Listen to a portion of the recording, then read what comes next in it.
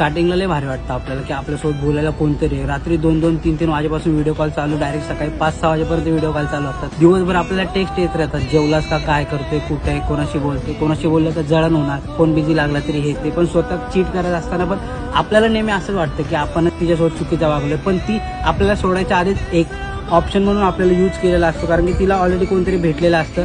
त्याच्यानंतर आपल्याला समजायला लागतं की आपल्याला तर खोटं बोललं जाते, आपल्याला फसवलं जाते. तरी पण आपलं प्रेम असतं म्हणून आपण काय करतो, पागलसारखं सगळ्या गोष्टी ॲक्सेप्ट करतो.